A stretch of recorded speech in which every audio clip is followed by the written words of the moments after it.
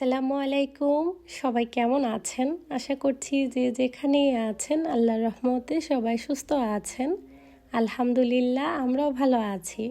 নতুন আরও একটি ব্লগ দেখার জন্য আপনাদের সবাইকে আমন্ত্রণ জানাচ্ছি। আশা রাখছি আজকের পুরো ব্লগটা আপনাদের কাছে ভালো লাগবে। যদি ভালো লাগে ভিডিও শুরুতে একটা লাইক দিয়ে ভিডিওটা কন্টিনিউ করবেন। রমজানের দিনগুলো এত তাড়াতাড়ি কেটে যাচ্ছে, মনে হয় এই তো সেদিন রোজা এলো। দেখতে দেখতে প্রায় রহমতের দিনগুলো একেবারে শেষের পর্যায়ে। কত দ্রুত যে সময়গুলো কেটে গিয়েছে একেবারে চোখের পলকে। গত কয়েক বছরের তুলনায় এই বছরের রমজানটা মনে হয় আরও তাড়াতাড়ি চলে এসেছে। মনে হয় কিছুদিন আগেই রমজান গেল, আবার চলেও এসেছে। যাই হোক, সব মিলিয়ে আলহামদুলিল্লাহ। আপনাদের সবার রমজানের দিনগুলো কেমন কাটছে অবশ্যই কমেন্ট করে জানাবেন। আলহামদুলিল্লাহ আমাদের অনেক বেশি ভালো কাটছে। আজকে অনেক দিন পর ভাবলাম রুমটাকে একটু নতুন করে গুছিয়ে নিই। সকালের ব্যস্ততা কাটিয়ে হাতে কিছুটা সময় পেয়েছি, ভাবলাম ঘরের টুকটাক কাজকর্ম একটু করে গুছিয়ে নিই। আমি না বেশ কিছুদিন আগে এই রান্নাটা এনেছিলাম, ওভাবে করে আর গোছানো হয়নি বা কোথাও একটা যে গুছিয়ে রাখবো সেটার সুযোগ হয়ে ওঠেনি। তাই ভাবলাম আজকে একটু নিজের মতো করে, হাতে বেশ খানিকটা সময় ছিল, একটু করে গুছিয়ে নিই।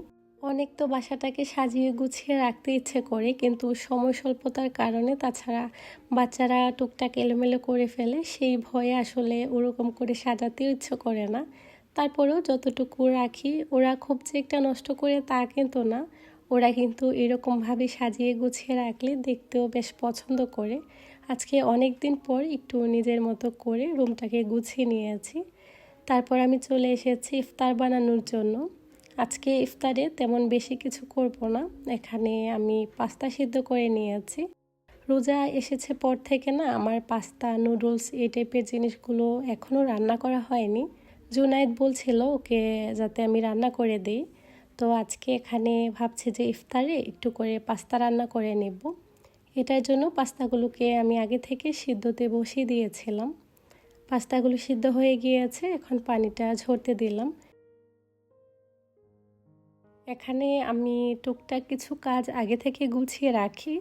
ইফতারের আগ মুহূর্তে এমনিতেও বেশ তাড়াহুড়া থাকে, তাছাড়া এমন ছোটোখাটো অনেক কাজ থাকে, সেটা সংসারের কাজ হোক বা রান্না বান্নার। তো আগে থেকে কিছু কাজ গুছিয়ে রাখলে দেখা যায় ইফতার বানানোতে অনেকটা তাড়াতাড়ি হয়ে যায়। এখানে আমি যা যা প্রয়োজন এখানে টুকটাক কিছু কেটে রেখেছি, যেমন পেঁয়াজ, কাঁচামরিচ। এই জিনিসগুলো কেটে আমি বক্সে ফ্রিজে রেখে দিই, যখন প্রয়োজন শুধুমাত্র বের করে নিই। গতকাল একটু করে মিষ্টি দই বানিয়েছিলাম, এই রমজানে প্রথম মিষ্টি দই বানিয়েছি। গতকাল ইফতারটা শেষ করার পরই মনে হলো একটু করে মিষ্টি দই বানাই। হঠাৎ করে ভাবা সেই কাজ, ঝটপট বানিয়ে নিয়েছি। হাতে তেমন সময়ও ছিল না।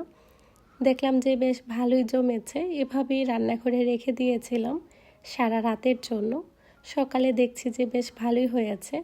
তারপর এটাকে একটু করে ফ্রিজে রেখে দিয়েছিলাম, আরও কিছুটা সময় ফ্রিজে ঠান্ডা হতে দিব। তো দেখতেই পাচ্ছেন খুব ভালো হয়েছিল। মাঝে মধ্যে তাড়াহুড়ার মধ্যেও অনেক জিনিস অনেক বেশি ভালো হয়ে যায়, তাই না? আজকের দইটাও না ওরকমই হয়েছে। তো এগুলোকে এখন আমি নর্মাল ফ্রিজে রেখে দিব। ইনশাল্লাহ ইফতারের সময় দেখব যে খেতে কেমন হয়েছে। আর এখানে আমি একটু চিকেন পাকোড়া বানাবো। যতই বলি না কেন ইফতারিতে ভাজা পোড়া তেমন কিছুই করব না, তারপরেও কেন যেন হয়ে ওঠে না, টুকটাক করতে করতে আসলে হয়েই যায়। এখানে আমি বেশ কিছু কাঁচামরিচ, পেঁয়াজ কুচি আর ধনেপাতা দিয়ে দিচ্ছি, পরে শুধু আমি ভেজে নিব। আর এখানে আমি মাছের কাবাব বানাবো, যেটা রাতে খাবারের জন্য। এটাও ভাবছি সব কিছু রেডি করে রাখি। এরকম ছোটোখাটো অনেক কাজকর্ম থাকে। এই কাবাবের সব কিছু আমি সকালের দিকেই রেডি করে রেখেছিলাম, এখন শুধুমাত্র বের করে ভেজে নিব আর কি। চুলায় আমি পাস্তা রান্না করার জন্য এখানে বেশ কিছু সসেস, সেই সাথে কিছু চিকেন দিয়ে মশলাটাকে ভালো করে কষিয়ে নিয়েছি। ফ্রিজে বেশ কিছু সসেস ছিল, যেগুলো দিয়ে এই তো রান্নাটা কমপ্লিট করে নিয়েছি। ভাবলাম যে এগুলোকে আর রেখে কি হবে, এখন বাচ্চারা যেহেতু বিকেলে ওরকম নাস্তাও খায় না, যার কারণে বেশ অনেক দিন যাবৎ সসেসগুলো ছিল, এগুলোকে আজকে কাজে লাগিয়ে দিলাম। তারপর মশলাটাকে ভালো করে কষিয়ে পাস্তাগুলো দিয়ে একটু নেড়ে চেড়ে আরও বেশ কিছুটা সময় রান্না করে নেব। এগুলো যখন বেশ খানিকটা হয়ে এসেছে, তারপর এর মধ্যে আমি ধনেপাতা কুচি দিয়ে নেড়েচেড়ে মিশিয়ে নামিয়ে নেব। তবে আমি প্রতিবার যখনই পাস্তা রান্না করি বিভিন্ন সময় বিভিন্নভাবে আসলে রান্না করি আর কি, দেখি যে কিভাবে খেতে বেশি মজা হয়।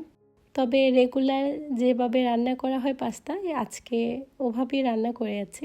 খুব যে বেশি একটা স্পেশাল ছিল তা না। এর মধ্যে ইফতারের সময় প্রায় হয়ে এসেছে। টুকটাক যেসব ভাজাভুজির কাজ, সেই সাথে রান্নাবান্নার কাজ ছিল, বেশ অনেকটাই গুছিয়ে নিয়েছি। এখন এক এক করে টেবিলে সব কিছু নিয়ে এসেছি। অন্যদিন দেখা যায় এই কাজটা বাচ্চারাই করে, তবে আজকে গুছিয়ে নিয়েছি, ওরা বসে টিভি দেখছে। এক এক করে আমি ইফতারের জন্য সব কিছু রেডি করে নিয়েছি। আমি সবসময় চেষ্টা করি ইফতারের 10 থেকে 15 মিনিট আগে সব কিছু গুছকাজ করে নিতে। আমার না শেষের দিকে তাড়াহুড়া করে একেবারে দৌড়ের উপরে কাজ করতে একদমই ভালো লাগে না। তবে সব দিন তো সমান হয় না, কখনো কখনো তাড়াহুড়া থাকে। তবে ওই যে বললাম, খুব একটা তাড়াহুড়া করে আমি কখনোই ইফতার রেডি করি না। হাতে অনেকটা সময় রাখি, নিজের জন্য হলেও 10 থেকে 15 মিনিট সময় আসলে রাখতে হয়। কম বেশি ইফতারের আগ মুহূর্তে সবার বাসায় বেশ তাড়াহুড়া থাকে। ইফতার বানানো, রান্নাবান্না করা সব মিলিয়ে গুছগাছের একটা ব্যাপার থাকে। তো সবাই মিলে একসাথে বসে যখন নিজের জন্য কিছুটা সময় রাখি তখন খুব ভালো লাগে। আর শেষের দিকে সময়টা অনেক বেশি মূল্যবান, সেটা আমরা সবাই জানি। অবশ্যই নিজের জন্য হলেও সেই সময়টা রাখা উচিত। যার কারণে আমি সব সময় ইফতারির বেশ অনেকটা আগে সব কাজ গুছিয়ে একেবারে সবাই রেডি হয়ে বসে যাই। আল্লাহ পাক যে অবস্থানে রেখেছেন সব কিছুর জন্য শুকরিয়া আদায় করি। এখানে আমি ইফতারটা রেডি করে নিয়েছি, এখনও কিন্তু হাতে বেশ অনেকটা সময় ছিল। আজকে ইফতারটা শেষ করে একটু করে বাহিরেও বের হব। আজান হয়ে গিয়েছিল, ইফতারটা শেষ করে মাগরিবের নামাজ আদায় করে তারপর যেসব কাজকর্ম থাকে আর কি প্রতিদিনের কাজের, সেই কাজগুলো গুছিয়ে নিয়েছি। আমরা মেয়েরা অথবা ঘরের বউ অথবা মা যেই হই না কেন, এই কাজগুলো কিন্তু কম বেশি আমাদের সবার বাসায় থাকে। রমজান আসলে সবার নিত্যদিনের কাজ নিত্যদিনের সঙ্গী হয়ে যায়। একটা সময় ছিল যখন নিজের মতো করে বসে থাকতাম, টিভি দেখতাম, আম্মু ইফতার রেডি করে সবাইকে বলতো ইফতার খেতে আসার জন্য, অথবা টুকটাক আম্মুর কিছু কাজে হেল্প করতাম, শরবত বানিয়ে দিতাম। তাছাড়া কিন্তু এই কাজগুলো কখনোই করা হয়নি।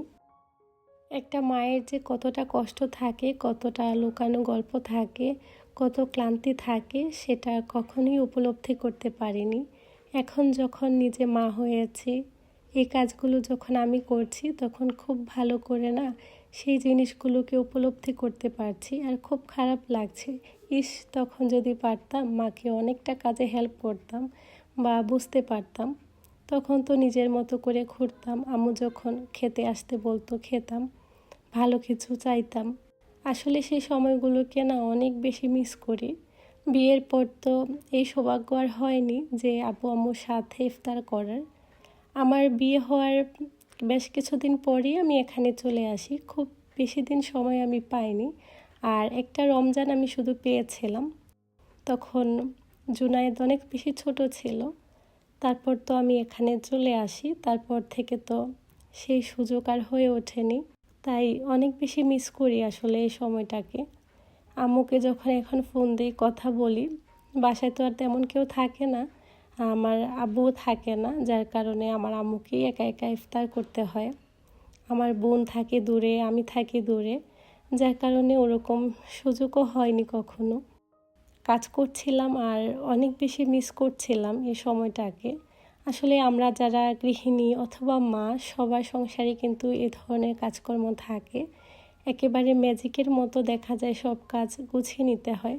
বিশেষ করে রমজান মাসে ইফতারের পর কিন্তু নিজের শরীরটাও বেশ ক্লান্ত থাকে, সেই সাথে ঘরের কাজকর্ম সব মিলিয়ে সব কাজকর্ম একা হাতে গুছানোটা অনেকটা কষ্ট হয়ে যায়। তারপরও কিন্তু আমরা এই কাজগুলো করে যাই, আর ভালো লাগা থেকেই করি। নিজের রান্নাঘরটা নিজের মতো গুছানো পরিপাটি থাকলে ভালো লাগে, আর অনেক কাজ একসাথে জমিয়ে রাখলে দেখতেও ভালো লাগে না। সেই সাথে সেহরির জন্য তো অনেকের বাসায় রান্নাবান্না হয় বা রান্নাবান্না করে থাকেন, তবে আমি সেহরিতে রান্নাবান্না করি না। দেখা যায় খেজুর অথবা কলা হালকা পাতলা কিছু একটা খেয়ে রোজা রাখি। আর যদি সন্ধ্যা রাতে কেউ খেতে চায় ইফতারের পর, তো টুকটাক রান্নাবান্না তো থাকেই, ওগুলোই আসলে চলে আর কি। এখানে যেসব থালাবাটি দেখছেন কি ম্যাজিকের মতো ধুয়ে নিচ্ছে, তাই না? আসলে যদি এরকম ম্যাজিক হয়ে যেত সব কিছু। দেশে থাকি অথবা প্রবাসী, এই কাজগুলো কিন্তু নিজেকেই করতে হয়, নিজেকেই গোছাতে হয়। সব মিলিয়ে এই কাজগুলো সবার সংসারেই কম বেশি হয়ে থাকে। ইফতারটা শেষ করে বেশ অনেকটা সময় আমি রেস্ট করি। তারপর জুনায়েদের বাবা চা বানায়, চা খাই। চা খেয়ে তারপর এই কাজগুলো করতে চলে আসি। এর মধ্যে তো আবার এশারের আজানও হয়ে যায়। জুনায়েদের আব্বু সেই সাথে বাচ্চারা তারাবি নামাজ পড়তে চলে যায়। ওরা নামাজ পড়তে চলে গেলে বাসাটাও একদম খালি হয়ে যায়। এতে করে আমি সব কাজ একেবারে শান্তি নিয়ে গোছাতে পারি, সেই সাথে ঘরটাকেও পরিষ্কার করে নিই। এখানে টুকটাক ইফতারের পর যেসব থালাবাটি জমেছে সব কিছু আমি ক্লিন করে নিয়েছি। প্রতিবারই চেষ্টা থাকে যাতে তারাবি নামাজ পড়ার আগে আমি সব কাজ গুছিয়ে নিতে পারি। পরে কেমন যেন একটা অলসতা চলে আসে, যার কারণে ওরা যখন তারাবি নামাজ পড়তে চলে যায় এই সময়টাতে আমি গোছগাছের কাজগুলো, ক্লিনিংয়ের কাজগুলো গুছিয়ে থাকি। এখানে আমি সব থালাবাটি ধুয়ে পরিষ্কার করে নিয়েছি। আসলে ইফতারে করা শেষে অনেক থালাবাটি জমে যায়, তো সব কিছু এলোমেলো করে এভাবে রেখে দিলে পুরো রান্নাঘরটা একেবারে অগোছালো মনে হয়, দেখতেও ভালো লাগে না। আর আমার রান্নাঘরটা অনেক বেশি ছোট, আমি চাইলেও আসলে সব কিছু একসাথে জমিয়ে রাখতে পারি না। সাথে সাথে এগুলো ক্লিন করে নিলে রান্নাঘরটাও গুছানো পরিপাটি মনে হয়, দেখতেও ভালো লাগে। যদি কোনো রান্নাবান্না সেই সাথে কোনো কাজকর্ম থাকে, পরে স্বস্তি নিয়ে এই কাজগুলো গোছাতে পারি। তা না হলে সব কাজ একসাথে এভাবে জমানো দেখলে আমার মাথা কোনো কাজ করে না। আমি সবার প্রথমেই রান্নাঘরটাকে একেবারে গুছিয়ে পরিপাটি করে নিই, তারপর বাকি কাজ গোছাই আর কি। আসলে এটা সবার ক্ষেত্রে সমান নাও হতে পারে, যে যার সুবিধা অনুযায়ী সংসারের কাজকর্ম গুছিয়ে থাকেন। আজকে বাসার সব কাজকর্ম গুছিয়ে তারাবি নামাজ আদায় করে বাসা থেকে বের হয়েছি। একটু করে বাহিরে বের হলে মাঝে মধ্যে ভালো লাগে, তবে রমজানের দিনগুলোতে খুব একটা দূরে তেমন যাওয়া হয় না।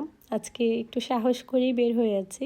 বাসার আশেপাশে যে মার্কেটগুলো আছে এগুলোতে প্রয়োজন অনুযায়ী বেশ অনেকবারই যাওয়া হয়েছে, তবে আজকে একটু দূরে এসেছি। বাচ্চারাও একটু ঘুরবে, সেই সাথে নিজেরা একটু ঘুরবো, ভালো লাগবে। ইফতারি শেষ করে শরীরটা ক্লান্ত থাকে, সেই সাথে সংসারে টুকটাক কাজকর্ম সব কিছু গুছিয়ে বাসা থেকে বের হতে অনেকটা সময় চলে যায়।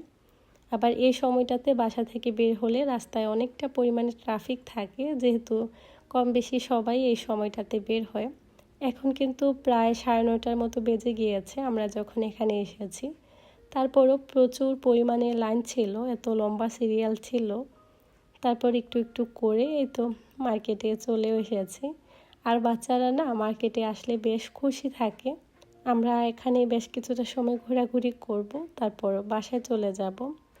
ছুটির দিনগুলোতে একটু করে বাসা থেকে বের হই, না হলে তো ওরকম করে আসলে বের হওয়া হয় না। তবে যখন যেটা প্রয়োজন জুনায়েদের বাবা অফিস থেকে আসার পথে নিয়ে আসেন।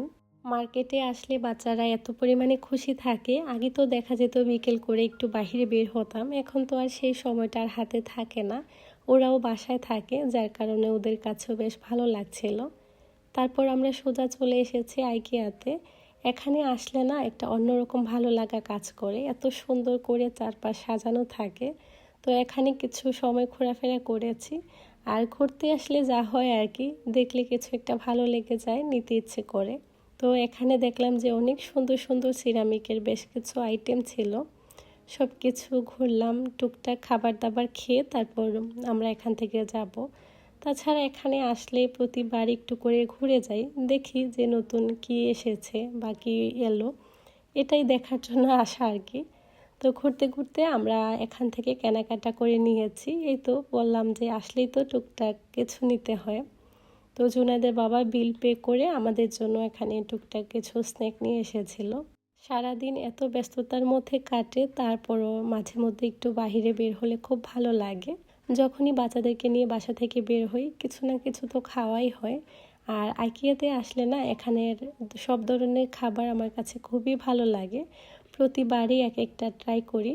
তবে এই একটা আইসক্রিম যেটা আমরা প্রতিবারই আসলে খাই, বাচ্চাদের তো এমনিতেও খুবই পছন্দ, তাছাড়া কেন যেন আমার পার্সোনালি এটা খুবই ভালো লাগে, এত বেশি মজা এখানের এই আইসক্রিমটা।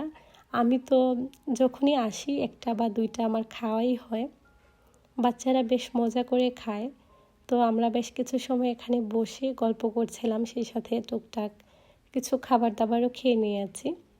তারপর আমরা একটু করে লুলুতেও যাব, টুকটাক কিছু কেনাকাটা আছে। তো দেখি যদি ভালো লাগে কিছু একটা কেনাকাটা করব। এখানে যেহেতু পাশেই লুলু আছে, তো দেখা যায় এখানে আসলে লুলুতে একটু করে যাওয়া হয় আর কি। বেশ কিছুটা সময় হাঁটাহাঁটি করার পর বাচ্চারা অনেকটা ক্লান্ত ছিল, তো বেশ কিছুটা সময় রেস্ট করেছি। তারপর আমরা লুলুতে গিয়েছিলাম। ওখান থেকে বের হয়ে একটু করে ম্যাক্সেও গিয়েছি। এখান থেকে টুকটাক কিছু কেনাকাটা করে তারপর এই তো বাসায় চলে যাচ্ছি। এখন প্রায় 12টার মতো বেজে গিয়েছে, অনেকটা লেটও হয়ে গিয়েছে। এখন বাসায় যাব। আজকের ভিডিওটা অনেকটা বড় হয়ে গিয়েছে, জানি না আপনাদের কাছে কেমন লাগবে। আজকের ভিডিওটা এই পর্যন্তই। সবাই ভালো থাকবেন। আল্লাহ হাফেজ।